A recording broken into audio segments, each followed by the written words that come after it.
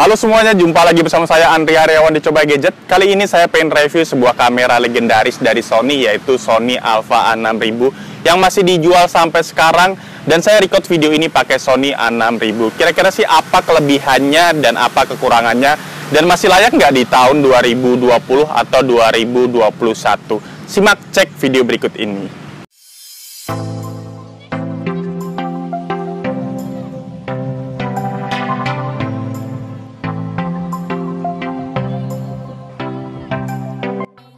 Oke, balik lagi bersama saya Andri Aryawan di Coba Gadget. Kali ini saya pengen review kamera favorit anak zaman sekarang atau YouTuber atau vlogger, yaitu Sony A6000 yang dipakai banyak orang dan dipakai buat wedding atau content creator lah. Harganya sih saya beli 6,2 juta. Ya cukup murah sih dibandingkan harga-harga yang di offline, dan dia memiliki lensa bukaan 3,5 sampai 5,6 lensa kitnya dari Sony A6000-nya, dan lensanya sih sudah cukup oke karena sudah ada OSS-nya, optical steady shoot-nya, jadi sudah stabil lah kalau kita ngerekam video atau ngambil foto kalau lagi getar dan segala macam. Dari segi bodinya cukup mungil dan cukup oke digenggam, dan saya genggam dengan satu tangan sudah cukup oke banget sih untuk bodinya. Ya worth it aja lah kalau Anda penyuka mirrorless yang kecil dan gampang dibawa kemana-mana. Dari segi layar sih, layarnya emang gini-gini aja, dan dia dilengkapi dengan 24,3 megapiksel AVC HD dan berbagai macam tombol-tombol kecil. Terasa jempol saya kelihatan besar banget, dan ini layarnya cuma bisa di flip ke atas, nggak bisa untuk selfie atau high angle atau low angle. Dan ini ada tombol flashnya, bisa ngarah ke bouncing atas atau ke depan secara langsung. Dari segi tombol menunya dia cukup lengkap, ada tombol manual, standar, auto, dan lain-lain, udah cukup oke. Dan untuk peralihan menunya bisa manual sih, worth it banget sih. Untuk tombol on off-nya itu sudah cukup oke banget, kalau kita nyalakan pasti lensanya bergerak itu. Dan ada tombol simpenan kalau kita pengen di C1 atau tombol brightness-nya, dan tombol-tombol yang ada di sini cukup besar. Di bagian kanan ada logo NFC kalau kita transfer gambar, dan ada record. Di bagian kiri ada WiFi dan ada port USB untuk multi USB charging, atau di bawahnya itu kabel HDMI atau mini HDMI kalau kita pengen colok ke monitor atau ke TV. Jadi bisa dihubungkan kabel mini HDMI ke HDMI yang normal.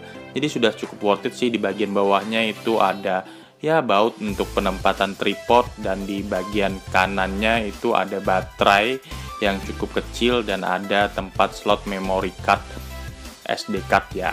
Ini bisa 16 sampai ya banyaklah 64. Kalau saya sih pakai 16 GB aja sudah cukup buat saya, karena saya nggak ngerekam yang terlalu panjang. Dan untuk tampilan langsungnya atau anggap aja tampilan rekamnya, ini kita bisa lihat sih, dan ini kameranya masih worth it untuk dibeli di tahun 2021. Kita tes untuk low angle dan high angle seperti ini. Sayangnya dia nggak bisa selfie, jadi sangat disayangkan. Tapi nanti saya ada ide sih untuk mengakali tersebut. Dan viewfindernya kalau kita tempel tangan, atau kita ya kalau kita di bilik atau kita ceker lah kalau orang bilang, itu sudah otomatis viewfindernya digital loh, jadi sudah cukup presisi. Dan ada di bagian kanannya itu tombol atau anggap aja kayak roda untuk mengatur ya kalau kita minus atau segalanya lah. Nah ini ada pengaturan macam-macam, dan kita tes untuk hasil kameranya. Untuk mode standarnya seperti ini, dan kita tes lagi untuk hasil kameranya seperti ini,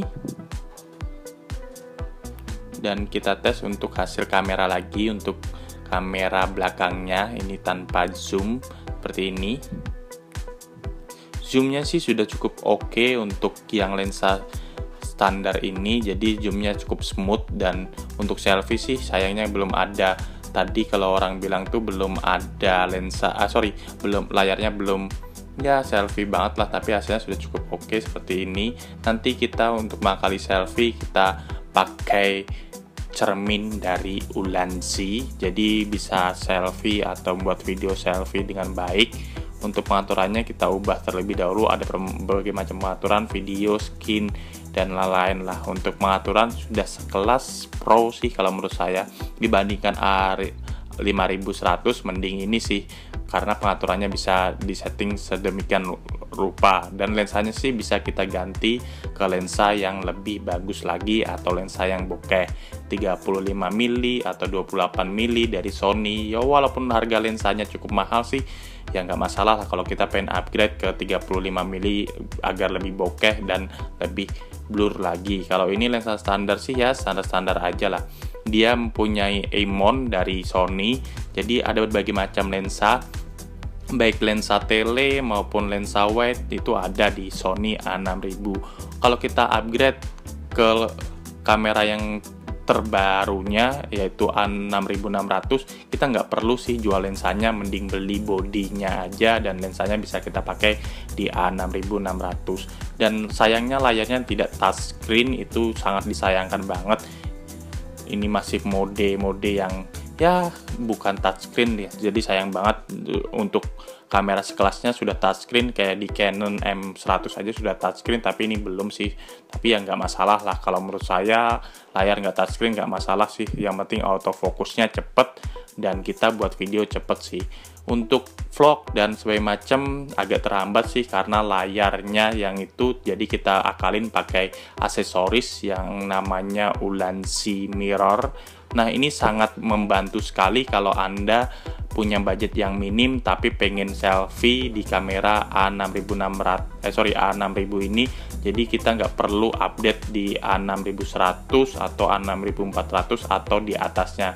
Jadi cukup pakai Ulanzi Vlog ini bisa cukup oke sih. Kita bisa lihat langsung ini selfie kita atau ya tampilan gambar kita dengan mirror ini sudah cukup oke sih. Ya walaupun kelihatan lebih besar sih ya seperti inilah, tapi masih bisa dipasangin di Otsu sebelah kiri kanannya atau di atasnya, itu masih bisa dipasangi Otsu maupun mic bawaan atau maupun mic wireless, tuh sudah bisa sih kita pasangi.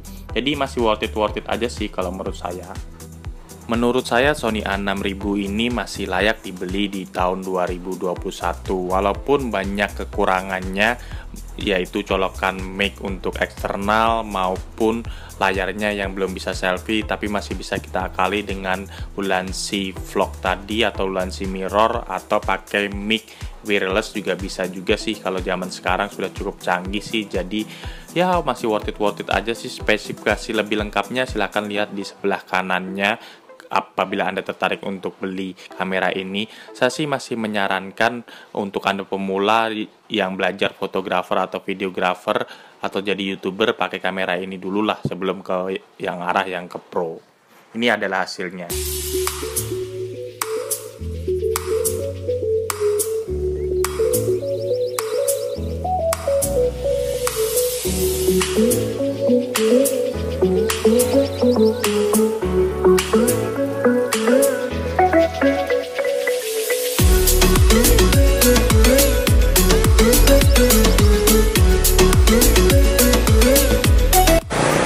Ini adalah hasil video dari Sony A6000 di kondisi yang cerah, dan ini saya lagi ngevlog pakai Ulanzi Mirror, jadi bisa nonton layarnya dengan mirror. Nah ini bisa kita lihat sih hasilnya sudah cukup cerah dengan keadaan yang oke banget sih kalau menurut saya.